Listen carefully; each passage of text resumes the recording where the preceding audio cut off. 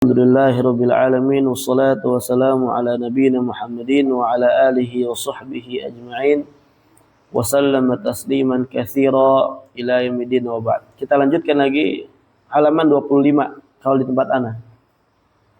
Hasyiah tentang jihad. Ya, kita masih dalam pembahasan jihad. Nah, kita lanjutkan lagi.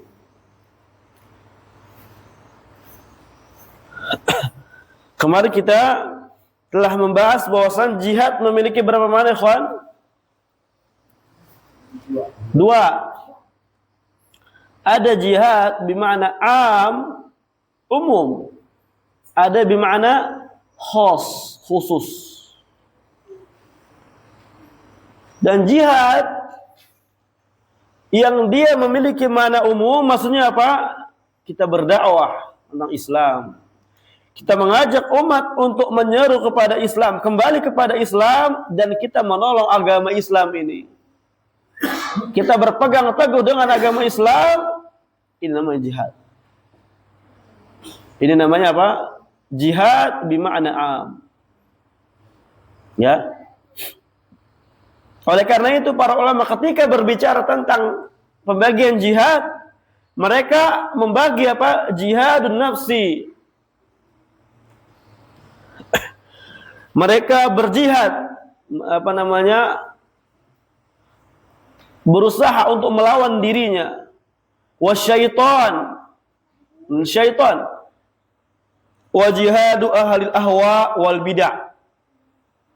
Dan jihad melawan pengekor hawa nafsu dan ahli bid'ah. Ini jihad, ikhwan.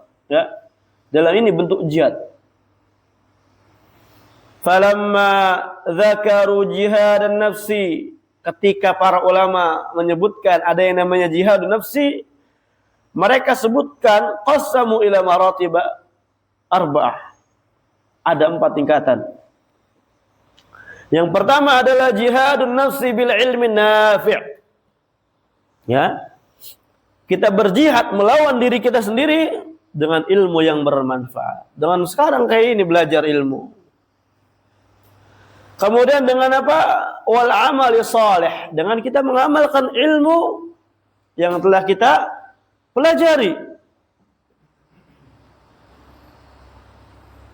Wa da'wati ila dzalik, kita berdakwah terhadap ilmu yang kita pelajari, yang kita amalkan. Wasabri alaihi, dan kita sabar di atas ketiga perkara ini. Ini namanya berjihad melawan diri kita. Jangan kita bicara jihad pedang, jihad tembakan kalau kita belum bisa berjihad sama diri sendiri. Ya, sebagaimana sebagian orang yang menyeru, ayo kita berjihad, ayo kita suarakan kebenaran, kita berjihad. Tapi dia tidak bisa melawan diri sendiri. Tidak belajar ilmu agama, tidak mengamalkan ilmunya, tidak berdakwah, dan tidak sabar. Belajar butuh sabar enggak? Butuh sabar. Sangat butuh kesabaran. Duduk nih antum di majelis nih, duduk butuh kesabaran. Kalau kita enggak bisa sabar, enggak akan sanggup kita duduk di majelis ilmu. Rasanya nih pantat mau apa? Diri. Gitu kan? Melarikan dari majelis ilmu. Anda mau duduk di majelis, Anda mau duduk di masjid, butuh kesabaran. Karena belajar terkadang bosan enggak? Bosan. Kita akuin. Beramal terhadap ilmu yang kita pelajari, yang kita pahami, butuh kesabaran enggak, ikhwan? Butuh. Apalagi kita mengamalkan ilmu yang mana ilmunya ini bertolak belakang dengan hawa nafsu kita. Wah, itu lebih butuh kesabaran lagi. Itu lebih butuh apa? Effort di dalam mengamalkan ilmunya.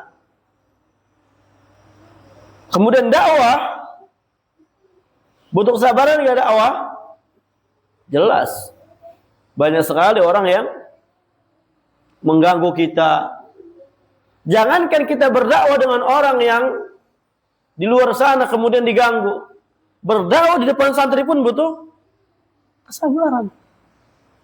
Belum lagi menghadapi santri A, santri B, santri C. Ya, sabar. Lanjut. Thumma lamma takallamu ala jihadi syaitan. Kemudian para ulama ketika berbicara tentang jihad syaitan, kita melawan syaitan, qassamuhu ila martabatain. Mereka membagi menjadi 2 tingkatan. Pertama, jihadun bidaf'i syahwat. Kita berjihad untuk kita menolak syahwat. Ya. Dan syaitan tidak tinggal diam, memberikan kita terus syahwat.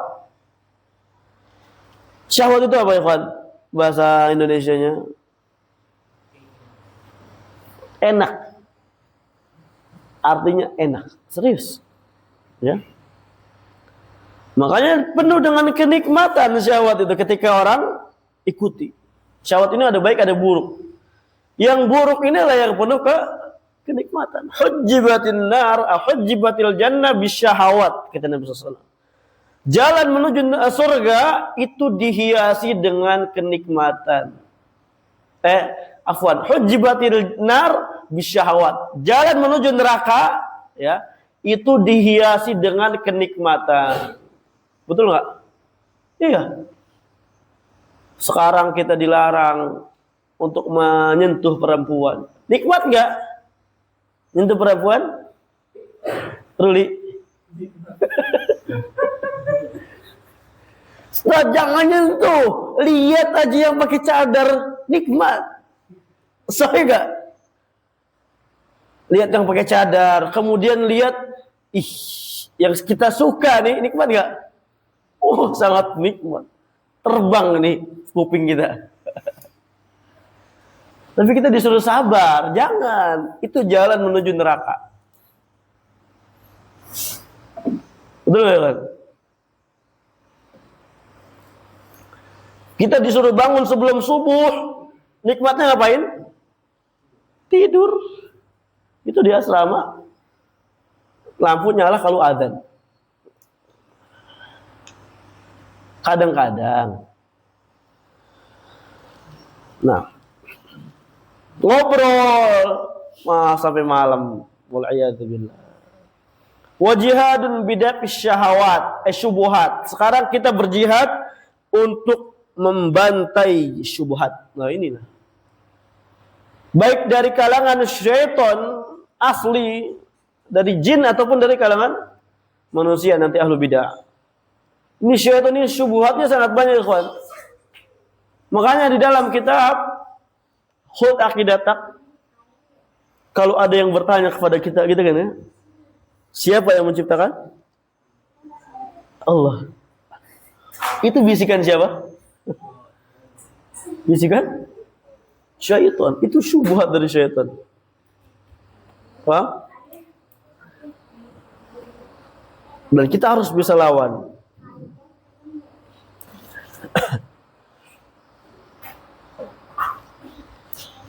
Melawan syahwat itu dengan mengamalkan ilmu dan bersabar di atasnya. Itu melawan syahwat kayak gitu. Kira dengan sabar. Adapun melawan syubhat dengan apa? Ilmu, belajar ilmu. Fai, itu suruh di luar aja mainnya.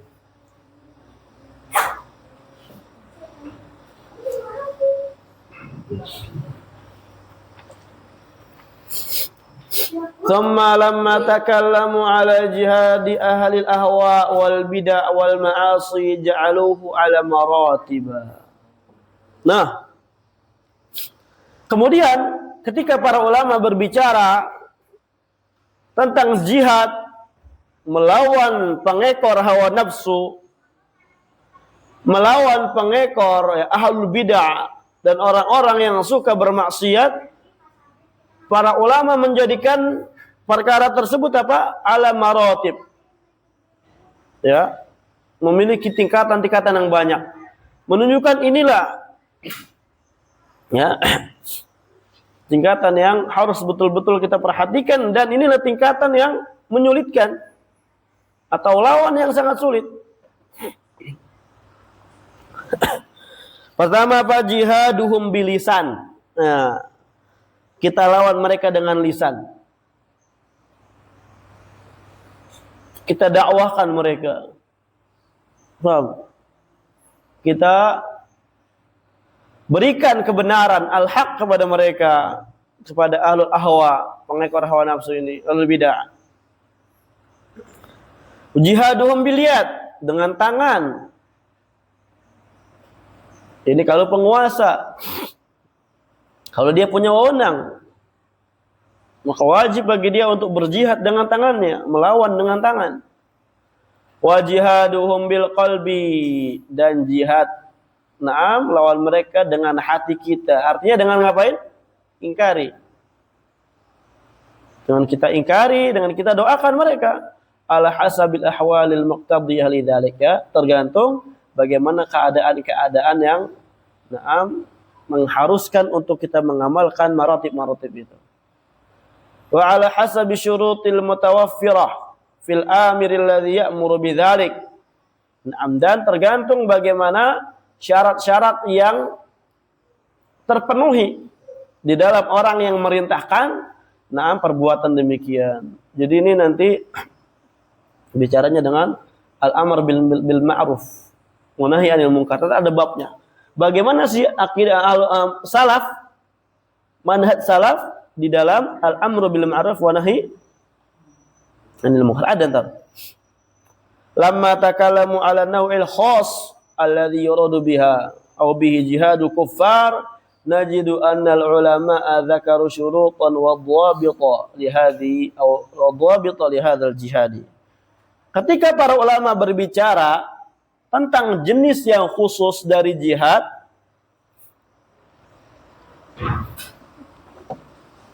ya, alladzi yuradu bihi, yang dimaksud dengannya apa?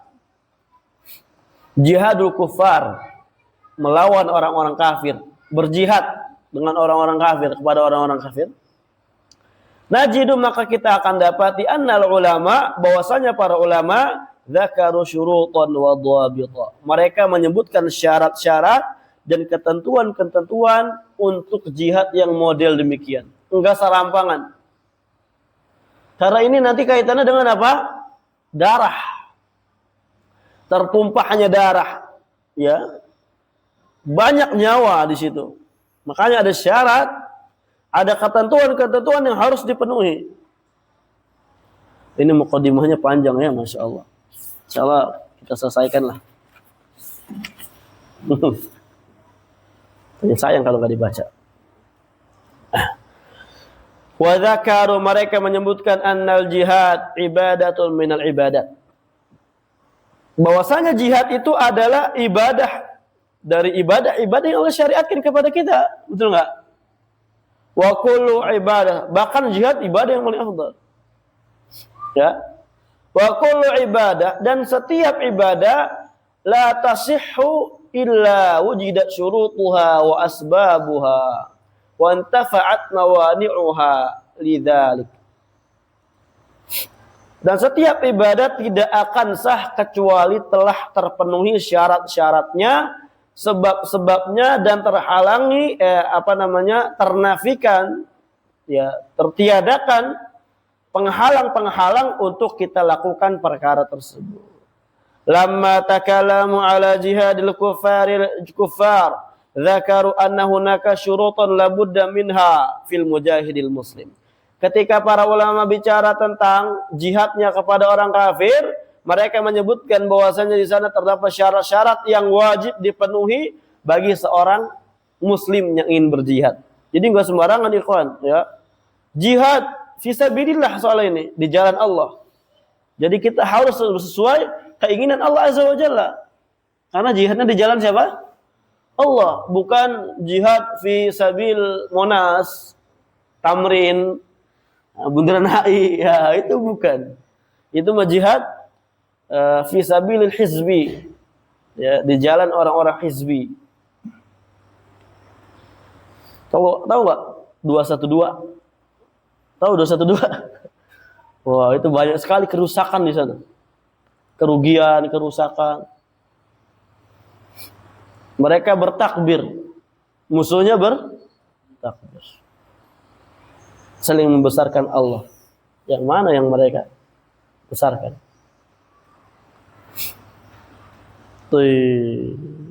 Wa syurutan la budda min tahaqquqiha atau min tahqiqiha fil muqatil atau muqatalul kafir. Dan juga ada syarat-syarat yang harus dipenuhi pada orang yang kita ingin serang, yaitu orang kafir yang kita ingin perangi. Ada syarat. Enggak ujuk-ujuk kita lihat orang kafir kita dor. Ya.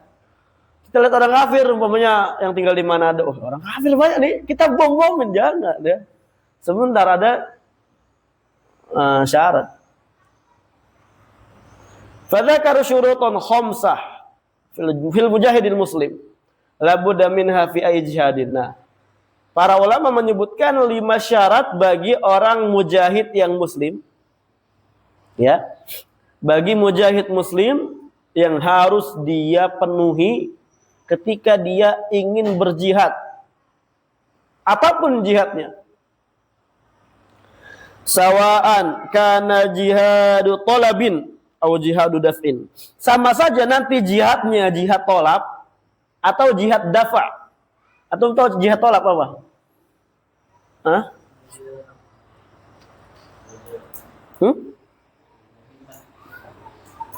Jihad yang direncanakan, yang kita ingin diperintah, dipinta. Kalau jihad dafa, ketika ada musuh tiba-tiba nyerang kita, kita serang balik, itu namanya jihad dafa. Gitu. Kita lagi tidak bicara Palestina ya. Dia jihad apa di sana kita tidak bicara. Kita bukan masuk ke situ dulu. Jangan kita nyebur ke sana dulu. Berarti nggak peduli tentu. Kata siapa? Ada santri gitu kan. Ya, sebagaimana Anda ceritakan ke antum, kita di Yaman itu kunut nazilah terus tiap hari. Hampir tiap hari maksudnya. Sedikit sekali kalau nggak kunut. Mau subuh, asar, zuhur, maghrib, isya. Doa lahum. Ya, berdoa untuk mereka. Wa doa ala apa? Alal mu'tadin, dan mendoakan keburukan kepada orang-orang yang gulu dari kalangan Yahudi. Allahumma alaika bil yahud, ya Allah ya, berikanlah keburukan, hancurkanlah Yahudi.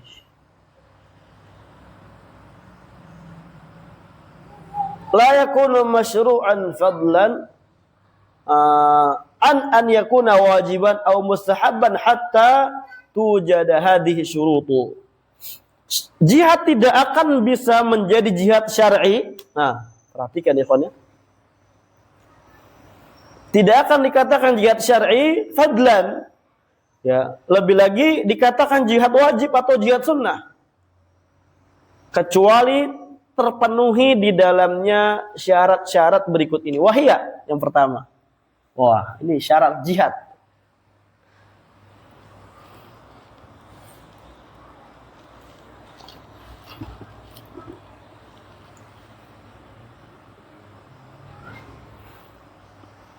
Wahia al-awwal al-ikhlas lillahi azza wa jalla. Ikhlas karena Allah. Bukan karena ingin apa? Ghanimah, harta rampasan perang. Ingin ini, ingin itu, enggak. Karena ibadah jihad itu. Wa huwa syartun fil ibadati kulliha. Ini syarat di dalam ibadah seluruhnya. Jihad ibadah, maka harus ikhlas.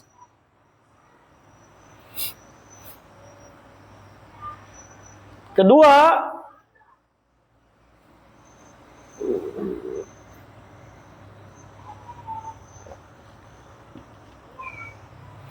al-qudrah, kesanggupan. Dia harus sanggup. Ya, nggak boleh anak-anak ya mereka Anda paham jihad segala macam, ujug-ujug apa? Ayo kita jihad, ya, bawa ketapel. Mati. Mereka pada pakai AK-47, Gatling gun ya. Pakai apa semua? Ya, gimana? Harus sanggup. Disuruh pakai senjata, ngokangnya aja nggak bisa. Masangnya aja nggak bisa. Ya, tembak. Harus sanggup ikhwan kalau mau jihad. Fisik jangan kurus jihad. Ada sanggup ya, medan perang itu berbahaya. Harus kuat. Anda nggak lagi nyindir Ruli. Cuma yang lain mentertawakan Ruli.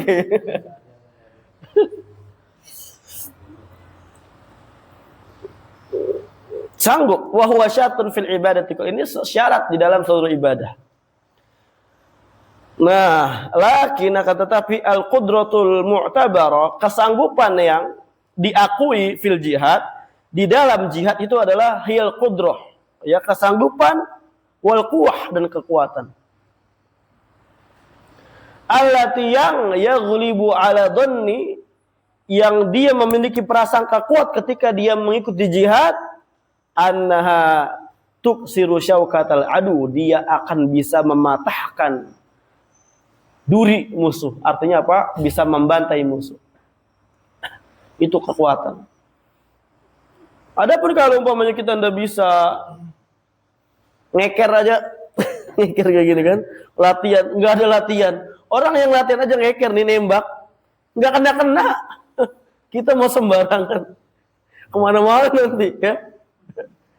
Kita pakai basoka, bukan ke depan malah ke sono, ke belakang.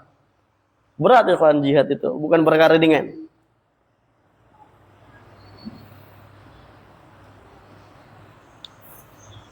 Sebagian orang sotoy, ayo kita jihad ke Palestina. Yo, yalah, kayak yang paling bisa pakai senjata.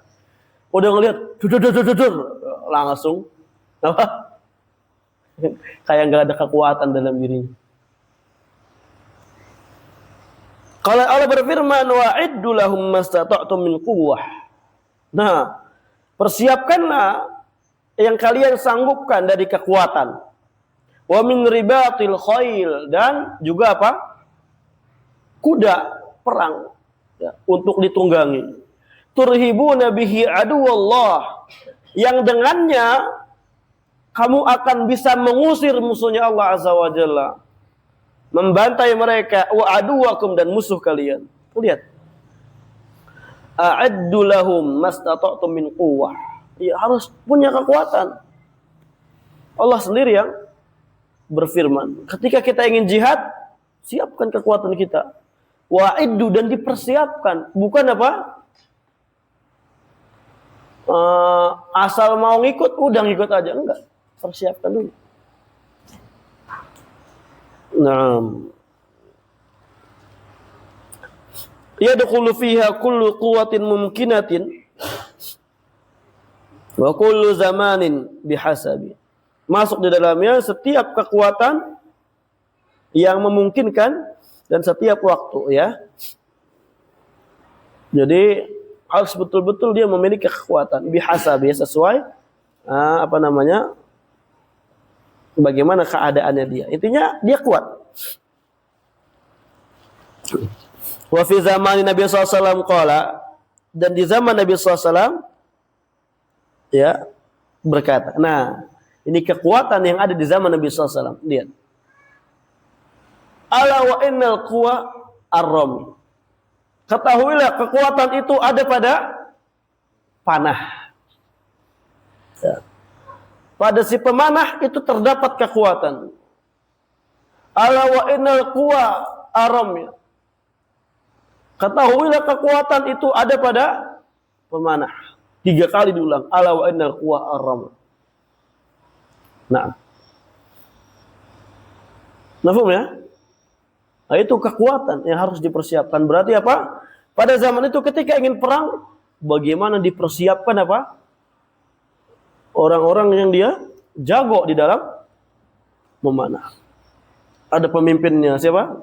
Khalid bin Walid. Kalau di zaman sekarang apa kekuatan? Senjata. Ya. Kalau pakai panah kayaknya enggak kuat ya. Naam, zaman sekarang, naam, makanya dikatakan kullu kullu zamanin bihasabi. Di setiap zaman ya, tergantung bagaimana nanti keadaannya.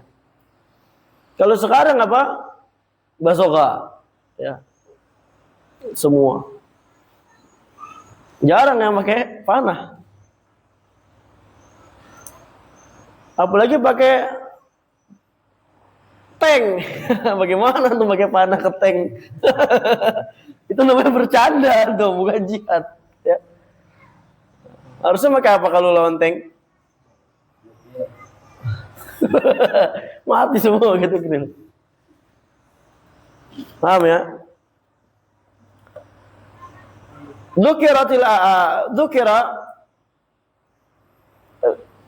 Dzakaratil ayatul khayla, dan di ayat disebutkan adanya al-khayl. Apa khayl? Apa khayl? Kuda perang. Limadza, kenapa disebutkan khayl? Qalu, kenapa? Li'annahu aqwa alah yuqatilu 'alaiha fi dzalika zaman. Dikarenakan itu adalah alat yang paling kuat ya. Hewan yang paling kuat yang dia yang seorang bisa berperang di atas dia di zaman itu. Jadi zaman itu apa? Pakai panah, pakai kuda. Wah. Zaman sekarang kalau pakai kuda, ya wassalam kita. Bercanda itu namanya. Paham? Tapi zaman dulu kuda yang paling kuat. Dan makanya para ulama itu ketika perang juga pakai kuda ya kawan. Kayak Abdullah bin Mubarak ini, tahu antum Abdullah bin Mubarak? Ini ulama sekaligus orang tajir kaya, gitu kan, membiayai 4 atau 5 para ulama hadis untuk fokus ngajar. Kemudian dia juga pemberani, mujahid. Ya pada saat itu ada perang di zaman beliau, ramai kali musuhnya. Orang-orang udah gentar. Tahu antum? Abdullah bin Mubarak sikat sendiri. Oh, dimajuin sama dia. Itulah keberanian para ulama. Menggunakan kuda, menggunakan pedang. Banyak. Balik lagi. Terus ya gitu Abdullah bin Mubarak. Dan banyak kan ya kisah-kisah para ulama mereka berjihad. Yang kita pikir tuh mereka tuh cuma buka buku, ngajar, enggak. Mereka juga banyak yang mujahid, yang berani-berani.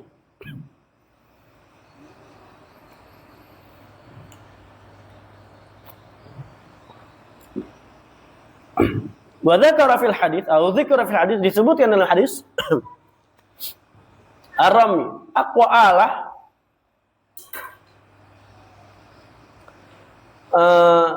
yuqatalu biha fi dzalika zaman, dan juga disebutkan panah dikarenakan itu alat yang paling kuat di zaman sekarang. Qalu wa kullu zaman yuqatalu fihi bihasabi. Ya, mereka berkata para ulama, di setiap zaman maka seorang itu perang untuk berjihad sesuai bagaimana keadaannya. Paham ya? Wa fi akhiril ayat turhibuna bihi aduwallah wa aduwakum. Dalam ayat ini yang dengan kekuatan itu kalian bisa membuat musuh-musuh Allah dan musuh kalian itu kabur. Takut. Qalu fa ayyu quwwatin turhibul aduwa falaysat quwwah mu'tabarah minan nahiyah asy'ar'iyyah. Ya. Setiap kekuatan la turhibul adu yang tidak membuat musuh menjadi takut, maka dia bukan kekuatan ya yang diakui dari sisi syariat. Umpamanya dia punya badan gede banget gitu kan.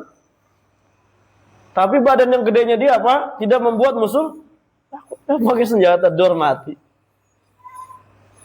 Maka itu bukan kekuatan yang dimaksud syariat. Tapi kekuatan yang dimaksud syariat adalah kekuatan yang bisa membuat orang menjadi takut, musuh menjadi takut, musuh menjadi kabur. Jadi antaranya Ya memang di antara latihan fisik. Dia punya kekuatan, dia punya teknik, dia punya apa. Jadi enggak sembarangan jihad itu. fatajidu awalan al-ikhlas lillah azza wa jalla. Akan kau dapat yang pertama apa tadi syaratnya? Ikhlas. Allah Nabi bersabda SAW, man qatala litakuna kalimatullahi hiyal ulya fahuwa fi sabilillah. Barang siapa yang berjihad, barang siapa yang berperang, tujuannya ya, dia meninggikan kalimat Allah Azza wa Jalla, meninggikan agama Islam, maka itu namanya dia baru berperang di jalan Allah. Kalau berperang bukan di jalan Allah, meninggikan apa? Golongan. Ya, meninggikan ormasnya. Nah, itu bukan fisabilillah. Paham? Jadi harus meninggikan kalimat Allah, tauhid, akidah, agama. Nah, sekarang bagaimana? Banyak orang yang mengklaim jihad, hakikatnya dia bukan meninggikan kalimat Allah. Walaupun mereka bawa bendera HTI keceplosan. Walaupun mereka bawa bendera la ilaha illallah sebanyak apapun, ya, kalau hakikatnya dia tidak ingin meninggikan kalimat Allah, maka dia bukan fisabilillah. Paham ya? Salah nyebut tadi. Karena banyak orang yang bawa-bawa kalimat tauhid gitu kan. Hakikatnya dia ingin meninggikan kelompok mereka. Nah, yang kedua, al-quwwah allati yaghlibu aw yaghlibu 'ala dhann annaha kasara tukassiru atau bisa syaukatal adu, ya. Kekuatan yang prasangka memiliki prasangka kuat dia terhadap kekuatannya, bahwasanya kekuatannya akan bisa mematahkan musuh-musuhnya, ya, membuat musuhnya takut. Ini syarat kedua dari jihad di mana khas. Nah, insyaallah kita akan lanjutkan lagi besok ya, pada pertemuan yang akan datang, baca kitab ini sampai selesai dulu. Dahuna, alhamdulillah rabbil alamin.